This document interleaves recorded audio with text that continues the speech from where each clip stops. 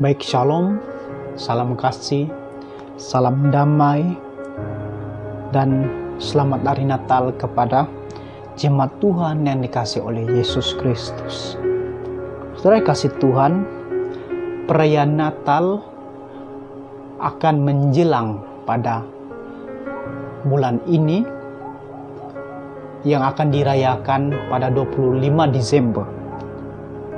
Tetapi pada tahun ini kita telah dilanda dengan wabak penyakit seperti pandemi COVID-19. Sungguh pun demikian, itu tidak akan menjadi masalah ataupun menjadi penghalang bagi kita untuk terus-menerus merayakan Natal tentang kelahiran Yesus bagi kita. Sebelum kita belajar akan kebenaran firman Tuhan, mari saya ajak kita terlebih dahulu berdoa dan saya pimpin kita di dalam doa. Mari kita berdoa. Bapa di surga, kami bersyukur kesempatan pada hari ini dalam pertemuan kami melalui ibadah online, dan kami mohon Tuhan memimpin kami tentang akan kebenaran firman Tuhan yang akan kami pelajari sebentar nanti, dan kami mohon Tuhan memberkati. Begitu juga dengan hamba-Mu yang akan menyampaikan. Biarlah hamba-Mu dapat menyampaikan dengan bahasa yang mudah dipahami dan dimengerti. Kami serahkan masa ini ke dalam pimpinan Tuhan. Hanya dalam nama Tuhan kami Yesus Kristus kami sudah berdoa. Haleluya. Amin. Saudara dikasih Tuhan, mari kita membuka Alkitab kita yang terdapat di dalam 1 Yohanes pasal 4 ayat yang ke-7 hingga ke-16. Sekali lagi saya ulangi, 1 Yohanes 4 ayat yang ke-7 hingga ke-16. Firman Tuhan berkata demikian. Saudara-saudaraku yang kekasih, marilah kita saling mengasihi, sebab kasih itu berasal dari Allah, dan setiap orang yang berasal dari Allah dan setiap orang yang mengasihi lahir dari Allah dan mengenal Allah. Barang siapa tidak mengasihi, ia tidak mengenal Allah, sebab Allah adalah kasih. Dalam hal inilah kasih Allah dinyatakan di tengah-tengah kita, yaitu bahwa Allah telah mengutus anaknya yang tunggal ke dalam dunia, supaya kita hidup olehnya. Inilah kasih itu, bukan kita yang telah mengasihi Allah, tetapi Allah yang telah mengasihi kita dan yang telah mengutus anaknya sebagai pendamaian bagi dosa-dosa kita. Saudara-saudaraku yang kekasih, jikalau Allah sedemikian mengasihi kita, maka haruslah kita juga saling mengasihi. Tidak ada seorang pun yang pernah melihat Allah. Jika kita saling mengasihi, Allah tetap di dalam kita dan kasih-Nya sempurna di dalam kita. Demikianlah kita ketahui bahwa kita tetap berada di dalam Allah dan Dia di dalam kita. Ia telah mengaruniakan kita mendapat bagian dalam Roh-Nya, dan kami telah melihat dan bersaksi bahwa Bapa telah mengutus anaknya yang menjadi juru selamat dunia. Barang siapa mengaku bahwa Yesus adalah anak Allah, Allah tetap berada di dalam Dia dan Dia di dalam Allah. Kita telah mengenal dan percaya akan kasih Allah kepada kita. Allah adalah kasih, dan barang siapa tetap berada di dalam kasih, ia tetap berada di dalam Allah dan Allah di dalam Dia. Saudara kasih Tuhan, dari teks ini saya akan menyimpulkan menjadi satu tema, yaitu kasih Allah yang terbesar. Saudara dikasih Tuhan, berita Natal adalah berita yang terbesar untuk maksud dan tujuannya yang besar. Jadi berita Natal ini adalah satu berita kesukaan yang besar tentang kelahiran Sang Juru Selamat, yaitu Yesus Kristus. Saudara kasih Tuhan, berita Natal juga adalah berita yang memberi jawaban atas keperluan manusia yang paling mendasar, yang paling mendesak dan paling terbesar. Di saudara kasih Tuhan, apakah keperluan manusia yang paling mendesak, yang paling mendasar, dan yang paling terbesar? Dalam teks ini menjelaskan kebutuhan atau keperluan manusia yang paling mendasar atau yang paling mendesak dan yang terbesar. Jadi pada dalam teks ini kita akan belajar beberapa perkara tentang kebutuhan ataupun keperluan manusia yang paling mendesak dan yang paling mendasar. Yang pertama kita perhatikan di dalam ayat yang ke-9. Dalam hal inilah kasih Allah dinyatakan di tengah-tengah kita, yaitu bahwa Allah telah mengutus anaknya yang tunggal ke dalam dunia supaya kita hidup olehnya. Yang pertama, kebutuhan ataupun keperluan manusia yang paling mendesak ataupun yang paling mendasar adalah manusia memerlukan kehidupan. Saudara dikasih Tuhan, kasih Allah yang terbesar dalam dunia ini adalah kehidupan. Pada waktu Allah menciptakan manusia, Allah merencanakan manusia supaya hidup selama-lamanya dengan Allah. Di dalam Kejadian pasal 2 ayat yang ke-16 hingga 17. Jadi saudara, Allah tidak pernah merencanakan kematian bagi manusia, tetapi kematian itu adalah rancangan iblis yang diterima oleh manusia dengan tangan yang terbuka. Nah, karena saudara, kalau sebelumnya Allah sudah memberi peringatan kepada manusia supaya jangan memakan buah yang ada di tengah-tengah taman itu. Nah, saudara, inilah peringatan Allah kepada manusia sebelum manusia jatuh ke dalam dosa. Apabila manusia jatuh ke dalam dosa ataupun apabila manusia memakan buah itu, kata firman Tuhan, manusia akan mati. Jadi saudara, setelah manusia memakan buah yang dilarang oleh Allah, apa yang berlaku? Hubungan Allah dengan manusia menjadi terputus. Itulah kerohanian yang rusak. Dan setelah itu manusia mati secara fisik. Saudara dikasih Tuhan, itu sebabnya Rasul Paulus menyatakan di dalam Roma pasal 3 ayat yang ke-23, karena semua orang telah berbuat dosa dan telah kehilangan kemuliaan Allah. Jadi kemuliaan yang ada di dalam tubuh manusia itu sudah rusak akibat daripada dosa. Itulah kematian secara rohani. Hubungan Allah dengan manusia terputus, di mana kemuliaan Allah yang ada pada manusia itu sudah rusak, hancur akibat dosa. Nah, sehingga Paulus mengatakan akibat dosa, upah dosa adalah maut, kematian kekal. Saudara kasih Tuhan, dan itulah yang menjadi suatu hubungan manusia dengan Allah terputus, karena Allah tidak merencanakan kematian buat manusia, tetapi kematian itu adalah rancangannya iblis. Namun pada akhirnya manusia yang menerima kematian itu dengan tangan yang terbuka dari iblis ataupun dari setan. Saudara kasih Tuhan, pada saat manusia sedang menuju kebinasaan, pada saat manusia menuju maut, kematian yang kekal, Allah telah menyatakan kasih-Nya dalam hal apa?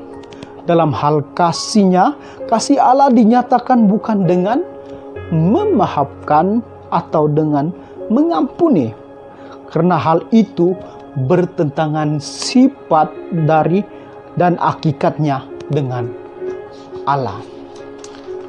Untuk itulah Allah menawarkan jalan kehidupan yang tercatat dalam Yohanes 3 ayat yang ke-16 berkata, "Karena begitu besar kasih Allah akan dunia ini, sehingga ia telah mengaruniakan anaknya yang tunggal, supaya setiap orang yang percaya kepadanya tidak binasa, melainkan memperoleh hidup yang kekal." Jadi saudara yang kasih Tuhan, Yesus datang untuk memberi kehidupan. Nah, untuk itulah Yesus harus menyerahkan dirinya, dengan tujuannya adalah untuk memberi hidup kepada manusia. Karena kehidupan itulah keperluan manusia yang sangat mendesak dan mendasar. Jadi untuk itulah manusia memerlukan kehidupan. Nah, yang kedua, kita perhatikan di dalam ayat yang ke-10. Inilah kasih itu, bukan kita yang telah mengasihi Allah, tetapi Allah yang telah mengasihi kita dan yang telah mengutus anaknya sebagai pendamaian bagi dosa-dosa kita.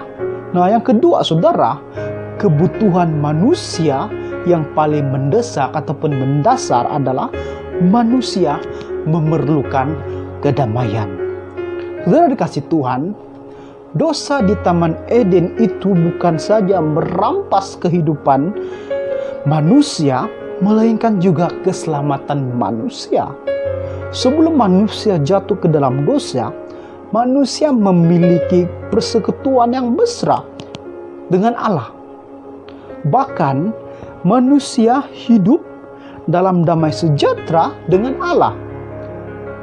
Nah saudara, setelah dosa menguasai kehidupan manusia, maka kedamaian dalam diri manusia itu juga telah dirampas oleh dosa itu sendiri.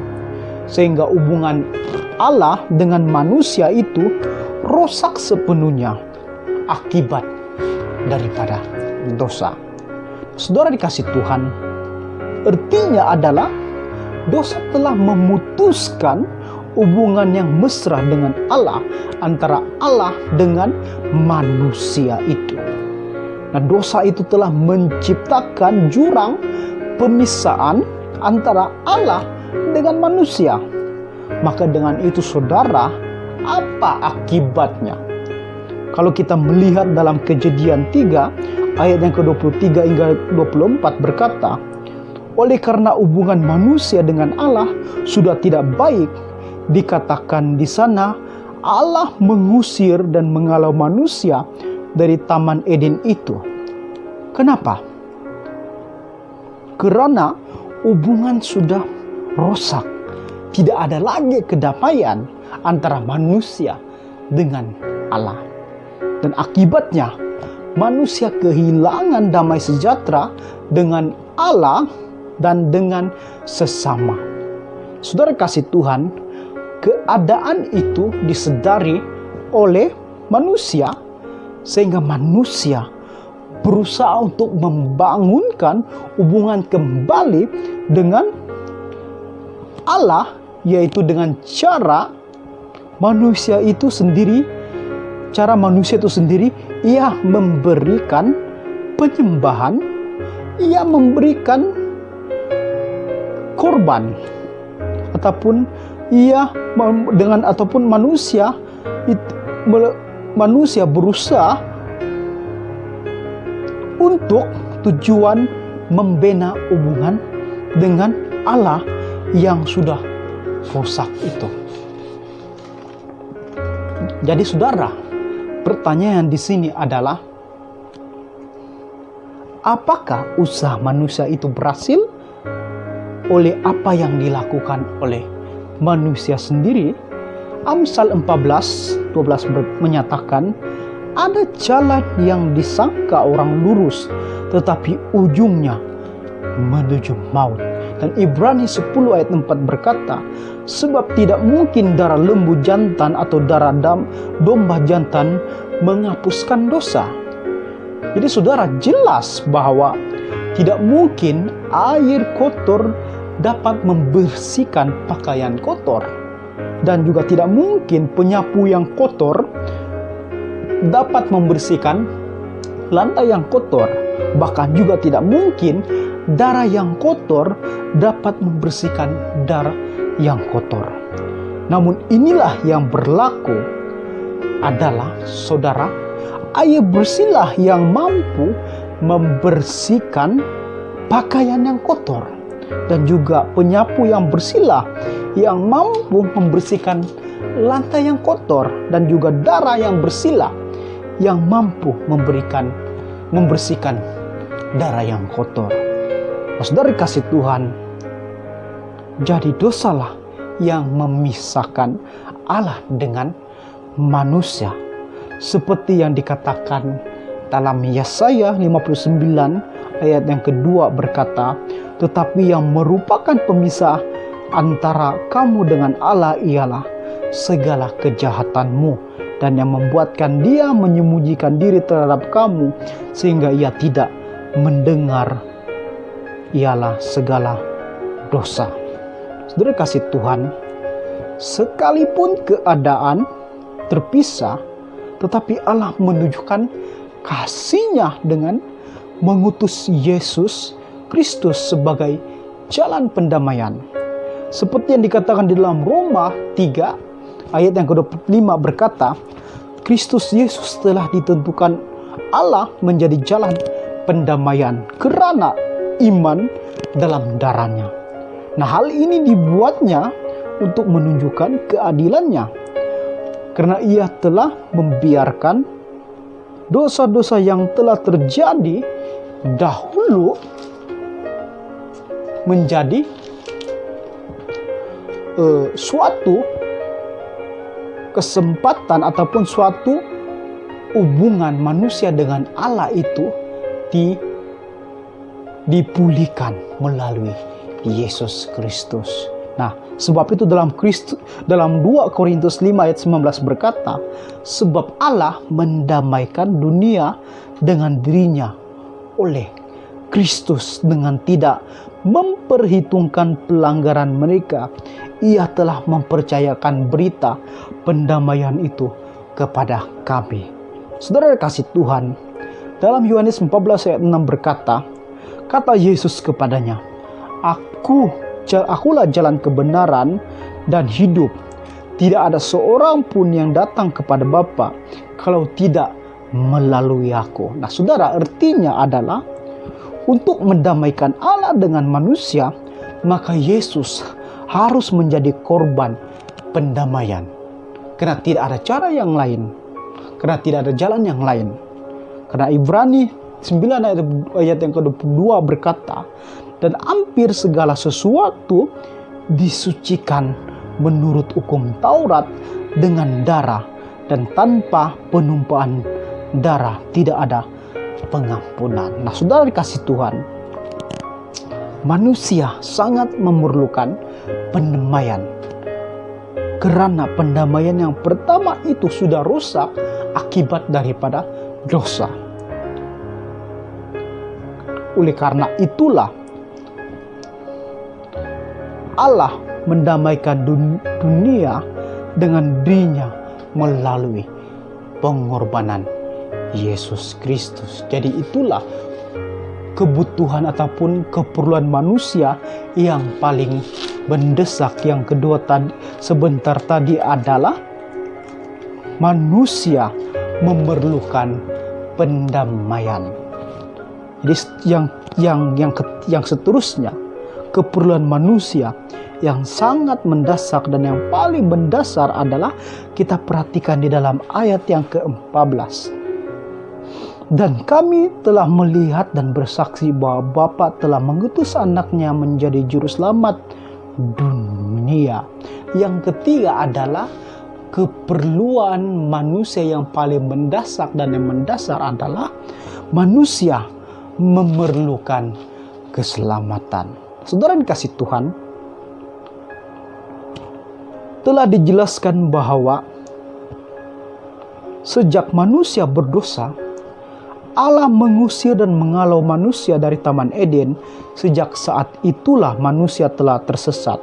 Seperti yang dikatakan oleh Yesaya 53 ayat yang ke-6, kita sekalian sesat seperti domba, masing-masing kita mengambil jalannya sendiri. Tetapi Tuhan telah menimpakan kepadanya kejahatan kita sekalian. Jadi saudara yang kasih Tuhan, yang menanggung dosa manusia adalah Yesus Kristus. Itulah kasihnya. Pada saat manusia tersesat, Allah telah menyatakan kasihnya dengan cara mengutus Yesus Kristus untuk menyelamatkan manusia dari kesesatan itu.